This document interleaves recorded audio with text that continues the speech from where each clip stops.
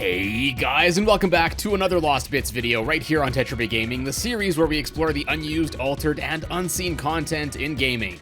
So, almost half a year since its initial release, while many of us are waiting for Poppy Playtime Chapter 3, which will hopefully release any week here, Project Playtime just had a massive Phase 2 update, which introduced a ton of wild new cosmetic items, a brand new map that we've been seeing developed for months now, and more. So in this small update video, we'll take a look at some more lost bits as well as some found bits that have been added in this recent update. So Hoogie Woogie that like button, let's check out some more Project Playtime lost bits. Alright, so for starters, like I mentioned, a whole bunch of new cosmetic items have been added to the game, big surprise there. Now I won't be going over all of them, and I don't think some are obtainable yet, but here are some of my favorites. For Boxy, there's the new flagship clown skin, as well as my favorite, a CRT inspired skin where you get to see Boxy running on the TV body. Huggy got a cool voxel skin, and then Mommy Longlegs also got an abominable snow mommy skin, as well as a yarn one, which just makes me think of Yoshi's Woolly World. The Survivor also got a ton of new items, like shoes referencing Cassie Cutie Pillar, the original plan design for the Caterpillar character in the game before it was changed to PJ Pugapillar.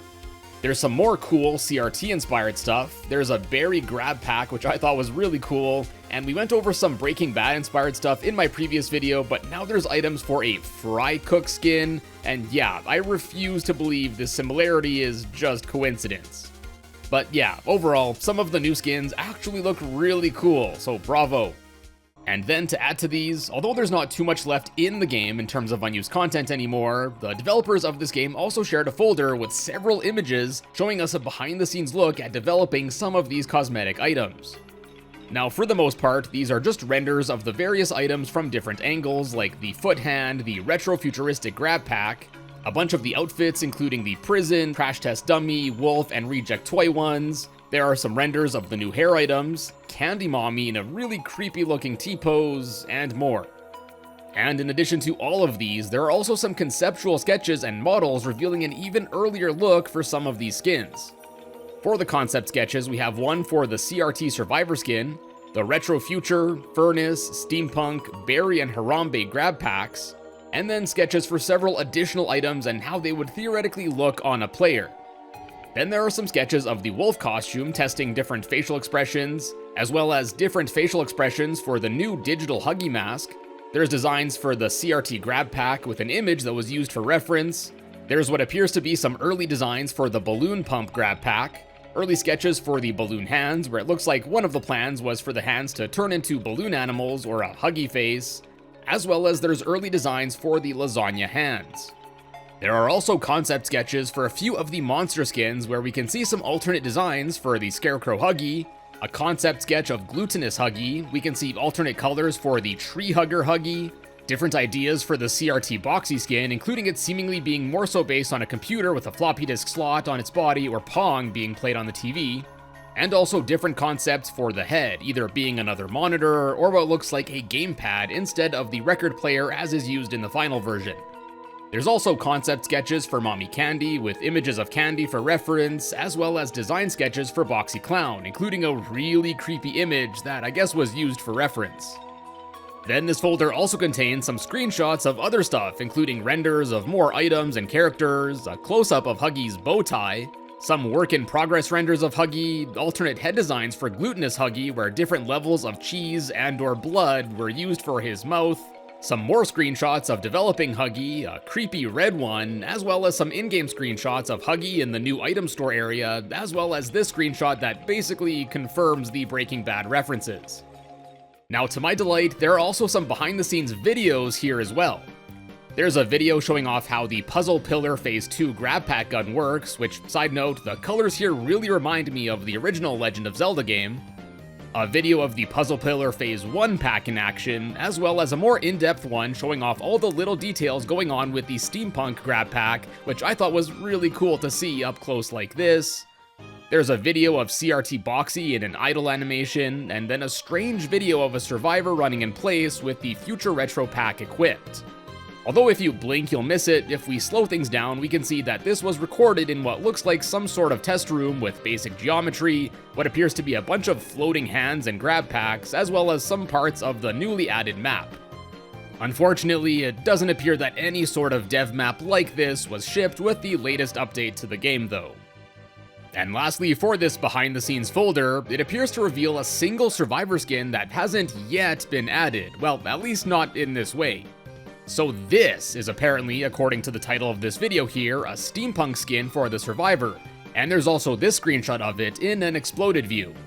Now there is a steampunk skin in the game, but it looks quite different, and frankly, way less interesting than this one with all the cool gears and everything spinning inside. And much like the video of the steampunk grab pack, which by the way, way better suits this skin, this video also shows off some nice close-ups of all the little details. It appears that there was quite a lot of work put into making this skin tick, so honestly, I have no idea why the steampunk skin was changed to the one we got instead. I mean, maybe they'll add this to the game in the future, but seeing as how there's already another named steampunk skin, I guess they'd just have to call it something else. And furthermore, the model for this skin is also still in the game, which I think is even extra strange. Next, interestingly enough, I was finally able to equip the fish tank grab pack. Well, sort of. Unfortunately, I guess there's no working model for it yet, so it just results in an invisible pack, which is kinda cool in its own right. Now, I brought this fish tank up as an unused grab pack several months ago, but it looks like they're still working on getting it added into the game. Now next, for the lone unused graphic that I want to touch on here, we have this. Now this deep-fried texture of the Scout from TF2 that's been used in some memes was actually found in the game's files for a bit, starting with, I believe, the Valentine's Day update, but was later removed in the next St. Patrick's Day event update to the game in March of 2023. It's listed as a test texture, but I have no idea what they could have possibly been testing with a texture like this. Now that's it for the graphics side of things, but left over in the files are also a few jump scare sound effects that appear to reveal currently unimplemented skins for the monsters. There's reference to a Kitty Witty skin for Huggy, a Bomb skin for Boxy, and then to complement the Voxel skin that Huggy got, there's references to a Voxel skin for both Mommy and Boxy as well. Since these sound effects were made, I reckon we should see these added at some point in the future.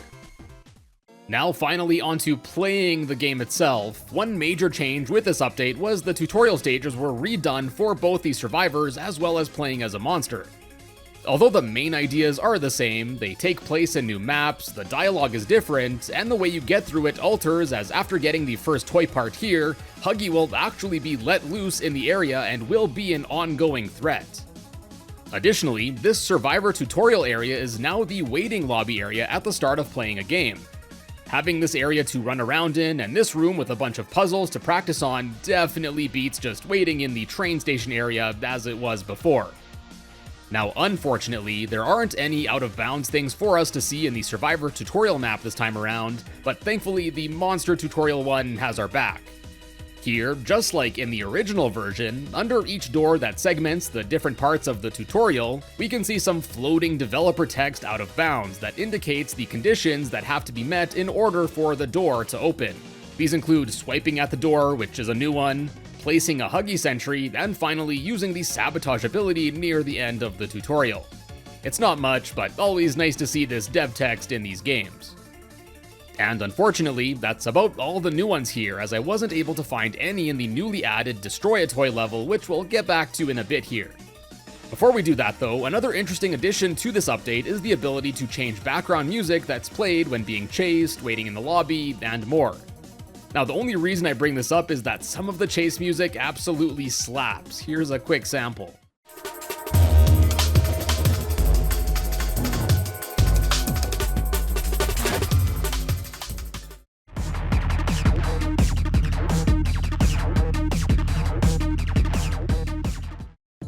And now, last up for this video, we of course have the new Destroy a Toy map, and unsurprisingly, it's very similar to how we saw it in the January 2023 updates, only of course it's way more polished up now.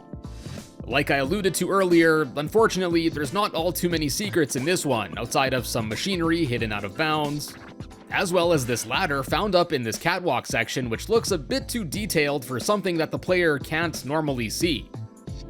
And the stage's environment plays out just like how it was planned out all those months ago, as we saw in my older videos.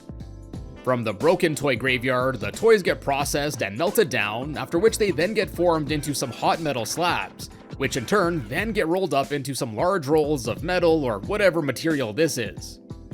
And we of course have the large central furnace thing, which is now actually animated, and honestly I think it looks great and just mesmerizing to stare at. Other than that, not much else to say about it honestly, but I did go back and looked through an old version of this map which is still left over, and this time I saw this very strange red apparition of Huggy here, which I don't think was there before.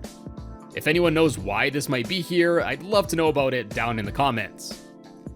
Oh, and if you've watched my previous videos and are curious, unfortunately still no Buggy Wuggy skin for Huggy, and still no middle finger emote.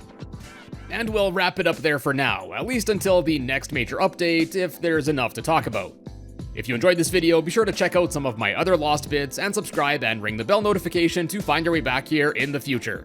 And as always, thank you all so much for stopping by today, and I will see you in a bit.